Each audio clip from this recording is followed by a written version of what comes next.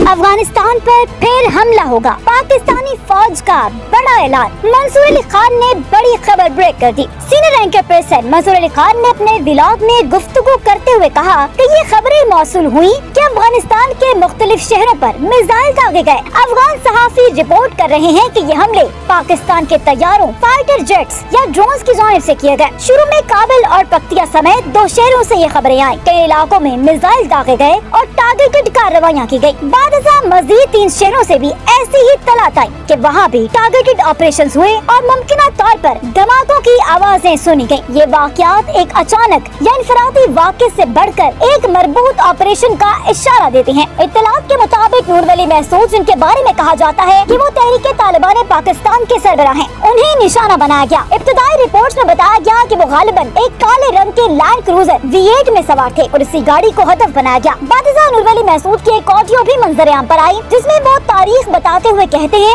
کہ وہ بالکل سلامت اور زندہ ہے، تاہم موجودہ دور میں آوازوں کی جانی تخلیق ممکن ہے، اس لیے اس آڈیو پر مکمل اعتماد کرنا مشکل ہے۔ یہ کہا جا سکتا ہے کہ آڈیو ممکنہ طور پر درست ہو سکتی ہے، مگر اس کی صداقت کے بارے میں قطعی طور پر کچھ نہیں کہا جا سکتا۔ منصور علی خان نے کہا کہ افغانستان کی جانب سے خاموشی اختیار کی گئی ہے اور داخلی ذرائع نے بتایا ہے کہ افغان حکومت اس معاملے کو کم اہمیت دے کر پیش کرنا چاہتی ہے، اس بارے میں باضابطہ طور پر کچھ نہیں کہہ رہی۔ اسی دوران ایک اور پیش رفت ہوئی کہ افغان وزیر خارجہ ملا متقی اس وقت بھارت کے دورے پر ہیں۔ ان کے بھارتی ہم منصب جے شنکر سے تفصیلی ملاقات ہوئی اور دونوں ملکوں نے اپنے تعلقات کو اپ گریڈ کرنے کا فیصلہ کیا۔ اب بھارت کی کابل میں جو نمائندہ موجودگی پہلے تکنیکی معاونت کی سطح تک محدود تھی، اسے سفارت خانے کی سطح پر بڑھانے کا فیصلہ کیا گیا اور اعلان کیا گیا کہ دونوں ملکوں کی طرف سے سفارت خانے باقاعدہ طور پر کام کریں گے۔ اسی تناظر میں پاکستان کی جانب سے بھی اہم پیش رفت آئی۔ DGSPR کی جانب سے ایک پریس کانفرنس ہوئی جو طویل اور تفصیلی تھی، جس میں لیفٹیننٹ جنرل احمد شریف چودھری نے تفصیلاً اپنی پالیسی کو بیان کیا۔ اس منصوبے کے تحت دہشت گردی کو سہولت فراہم کرنے والے، ان کی حمایت کرنے والے یا ان کے فروغ میں ملوث عناصر کے خلاف کارروائیاں کی جائیں گی اور انہیں ہدف بنایا جائے گا۔ پاک فوج نے گزشتہ عرصے میں بڑے پیمانے پر کارروائیاں کی اور ادارے کے مطابق اس سال کے دوران تقریباً